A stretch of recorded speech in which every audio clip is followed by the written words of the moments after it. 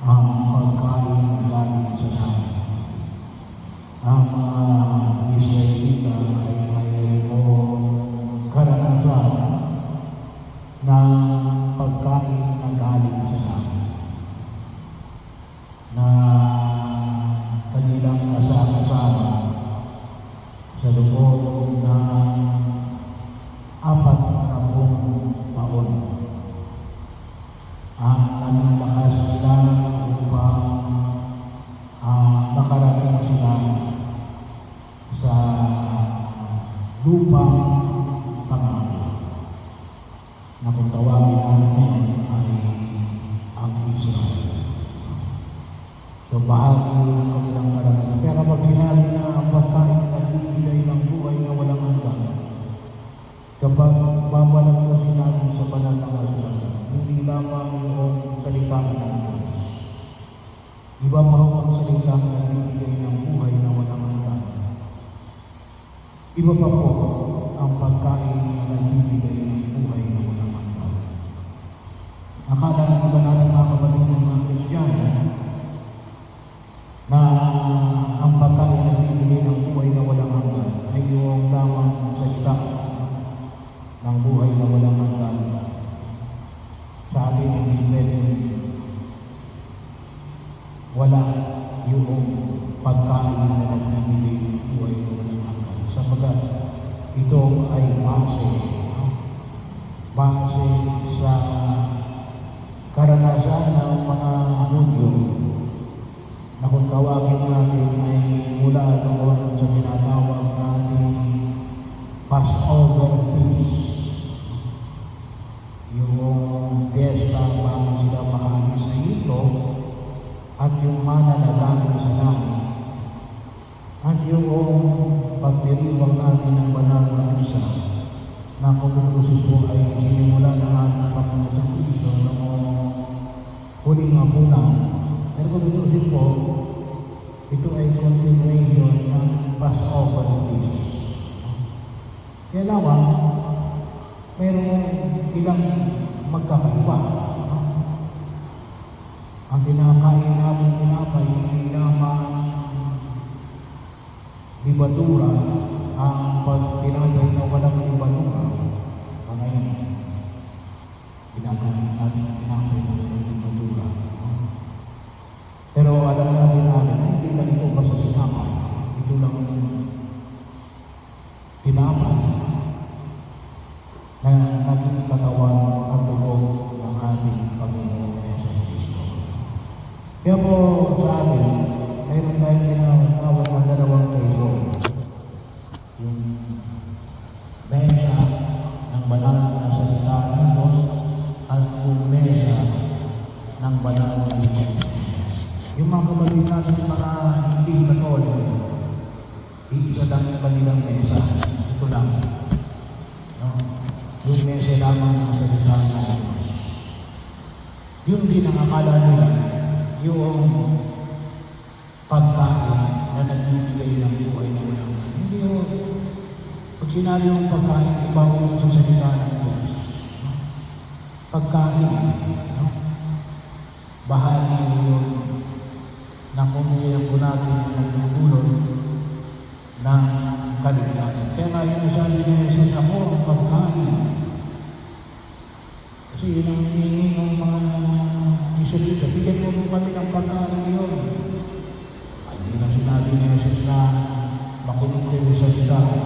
Umapit kayo upang pagkain na ibibigay buhay. Ang lumalapit sa akin ay hindi na magugutong at ang nananalig sa akin ay hindi na mauuhaw kailanman. Hindi lamang spiritual na pagkakuhaw at pagkakuto, ngunit na din physical. Kasi doon nakasalalay din yung turo na ginagawag namin pagkakatawang bago ng Jesus. Ang salita na nagkaroon ng laman. Yan ang incarnation. At ang ibibigay sa atin ay sa hindi lamang sa salita. Ngunit ganun din yung kanyang laman. Kaya bahagi nito,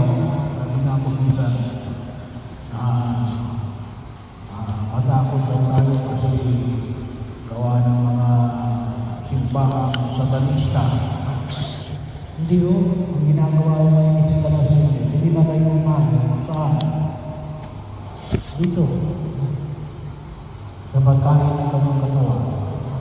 Gumagawa kayo ng maraming mga religion, sekta, na masaya.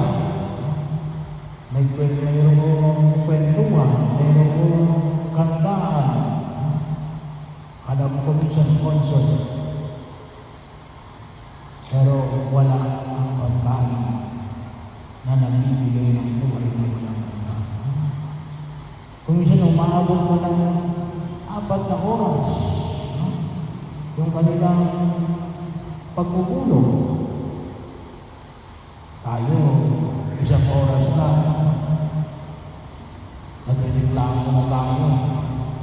Pero nandoon si Jesus, pagkain na nagbibigay ng buhay na walang hanggan.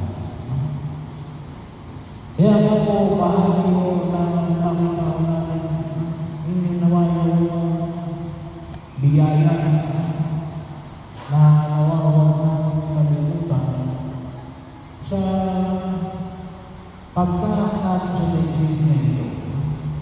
Ang biyaya na nais na ipagkaloob ng Jesus sa bawat isa sa atin, ang tinapay ng bumaba mula sa langit. Bakit umatagay ito?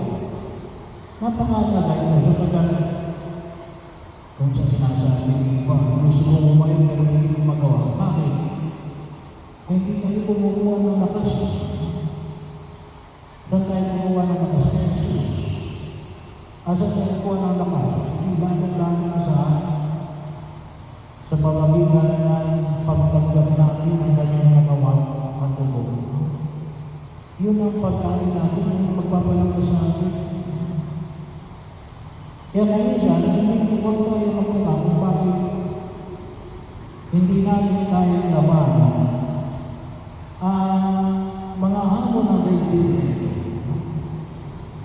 Kasi hindi natin nakita yung isang napakagandang biyaya na ipinagkaloob ng Diyos sa atin. Na kung tusin ay isang biyaya na pwede natin tanggapin everyday out of the 7 sacraments. Ito yung pwede natin tanggapin araw-araw. At kung tingnan mo natin ngayon, according to the discipline of the church, pwede pa natin tanggapin natin at least twice a day for different mass intention. Ito lang halimbawa ng pag-araw ng linggo, nagsimba na kayo sa patay. Tapos, nagsimba rin kayo ng halimbawa ng second mass. Pwede kayo tumanggap ng 2 beses, hanggang 2 beses. As long as wala kang focus at mayroon kang 1 hour na panisang fasting.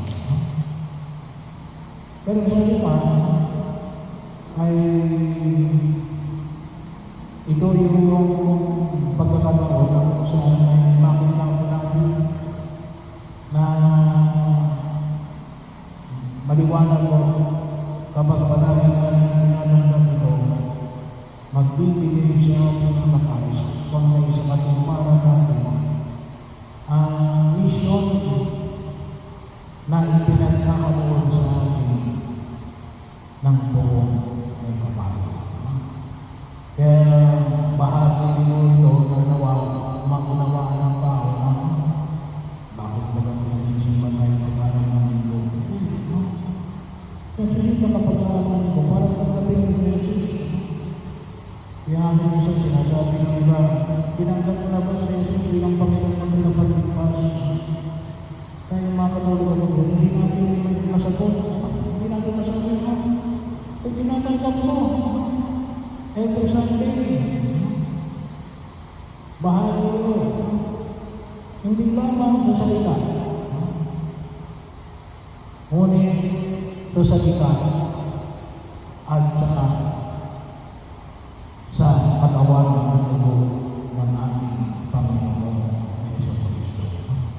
yung totality of God. So, bahagi yun. Kaya nga kung tutusin, yung pagtanggap natin ng komunyon ay napakayaman at napakakapangyarihan. Kaya naman, hindi natin masyadong nagagamit kasi ay hindi natin alam ang kapangyarihan binabangon ng biyaya na ipinagkakaloob ng Diyos sa gitna natin. Ang ito po naman ay sana hindi natin